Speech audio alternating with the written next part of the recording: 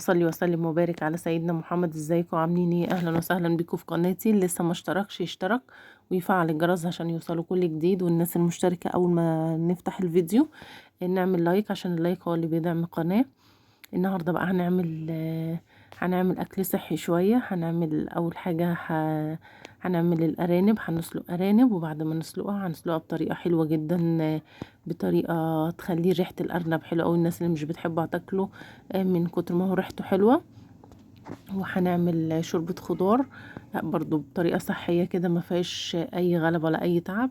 اول حاجة انا بحط كده حتة سمنة بلدي كده صغيرة، وبعدين الارنب بتاعنا بكون غسلاه كويس، وبكون عاملة له محلول نقع، سكر ودقيق وملح وليمون وورق لورا، وبنقعه من قبلها بيوم وبخليه كده زي الفل. انا النهارده مش هسلق كله، هسلق نصه كده، وبعدين هنشوف. انا عملته قبل كده في القناة، بس بالنسبة ان في ناس كتيرة جديدة انا برشه كده برشة ملح وفلفل اسود من الوش ده، وابتدي انزل كده على السمنة البلدي من جنب، وبعد ما بحط كده اروح رشة برضو من فوق بالملح والفلفل الاسود و...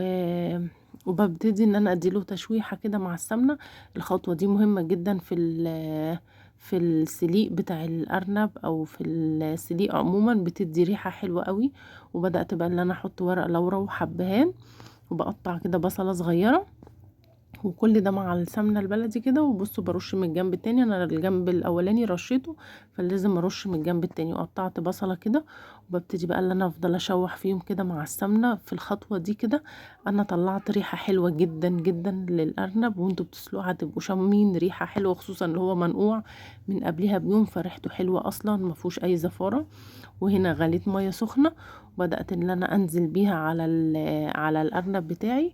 بعد ما كده اول ما ياخد غلوة، وبتأكد ان طبعا الارنب بتاعي نضيف جدا، ما فيهوش اي ريم، ما فيهوش اي حاجة. ببتدي ان انا اوطي النار خالص لحد لما احس ان هو كده استوى. بصوا الشوربة لونها عامل ازاي، وريحتها كانت حلوة. طبعا هبتدي بقى ان انا اطلع كده الارنب بتاعي، وبعد ما بطلعه بصفي الشوربة بقى من كل الحاجات اللي فيها، الورق اللورا والحبهان والبصل والكلام ده كله. وهنا بقى انا محضرة انا خضار الشوربة بتاعي النهارده، مش هحط فيه بزلة ولا جزر، ولا بزلة ولا جزر. هو حاطة فيه بطاطس، حاطة فيه كوسة، حاطة فيه كده اللي هو الكرفس والبقدونس، وحطيت فيه طماطمايه صغيرة. وطبعا هنحط فيه لسان عصفور، اللي حابب خضار اكتر من كده يحط، بس دول اكتر حاجتين احنا بنحبها. هبتدي بس الاول هنا الارنب بتاعي استوى وبقى دايب خالص، هبتدي ان انا اطلعه، وزي ما قلت لكم اصفي الشوربه بتاعته، وابتدي احط الخضار ده كده في الشوربه. في ناس بتحمر الخضار ده، بس احنا طبعا احنا مش عايزين دهون، احنا بنعمل اكل صحي شويه. فانا حطيت بس حته السمنه البلدي، والسمنه البلدي يعني ما فيهاش اي دهون، ما فيهاش اي دسامه، فالاكل بيبقى خفيف، وخصوصا لو في حد تعبان فيبقى احنا لازم تكون الحاجه صحيه شويه. هبتدي بقى كده بصوا اصفي الشوربه بتاعتي من كل الحاجات اللي فيها، وبعدين هروح حاطه بقى انزل بالخضار اللي عندي، من غير تشويح من غير اي حاجه. الناس اللي بتشوح الخضار هيبقى مهري جدا في شوربه الخضار. انا بصوا هعمله كله لاخر وقت. الحمد لله الخضار ولا مهري ولا في، ومستوي زي الزبده بس مش مهري. هبتدي بقى دلوقتي كده اصفي الشوربه اللي عندي خالص، وبعدين اروح نازله بالخضار كده زي ما انتم شايفين.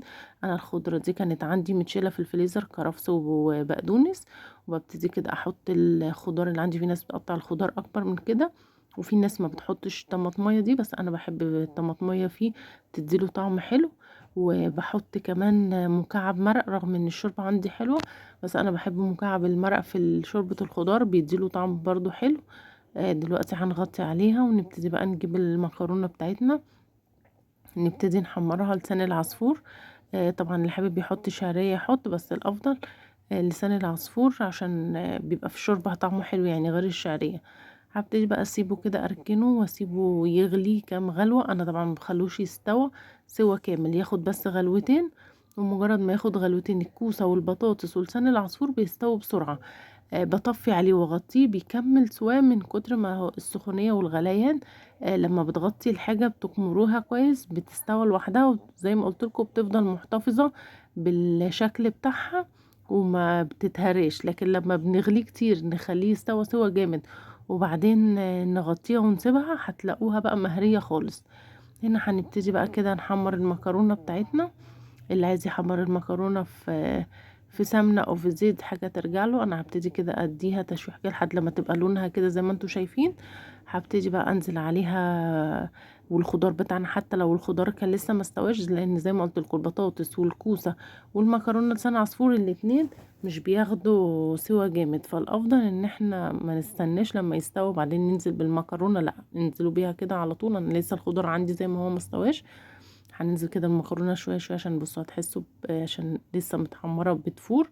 هبتدي انزل بيها كده شويه شويه، وبعدين دقيقتين تلاتة تاخد غلوتين تلاتة بروح طافية عليها واكمل سواها وهي متغطية. ما بفضلش اخليها تغلي، لا بكمل سواها زي ما قلتلكوا. الحاجة لما بتغلي كويس وبعدين تغطوها بتتهرى نهائي. فانتوا هتشوفوا شكلها دلوقتي اهو، سبتها دقيقتين تلاتة، بصوا بقى شكلها زي ما هي، مفيش حاجة فيها اتهرت، او الخضار زي ما هو والمكرونة هي باينة مستوية ازاي، وكانت طعمها حلو جدا وريحتها حلوة قوي. هنبتدي بقى ان احنا دلوقتي نغرفها. طبعا انا ما حمرتش الارنب، في اللي حابب يحمره يديله تحميره، بس انا ما حمرتوش لان زي ما قلت لكم احنا عاملين اكل صحي النهارده ما فيهوش اي حاجه تتعب. هبتدي بقى كده اقدم الشوربه بتاعتي. بصوا هي طبعا حلوه، وطبعا في ناس كتيره مش شرط يكون حد عيان عشان تاكلوا شوربه الخضار بتتاكل في اي وقت وكلها فايده وكلها قيمه غذائيه. وفي ناس بتحب تعملها دايما في الشتاء، فدي برضو من الاكلات الصحية الحلوة.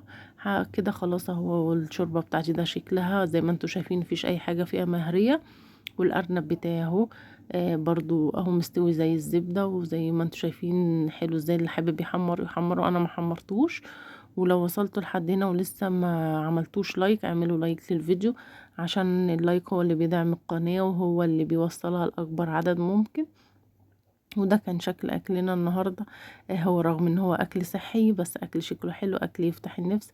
مش شرط تعملوه عشان حد عيان، اعملوه جنب اكلاتكم. في الشتاء طبعا افضل حاجه شوربه الخضار تتعمل في جميع الاوقات. اعملوها مش جنب الاكل. واستنوا الفيديو الجاي، مع السلامه. ما تنسوش اللايك.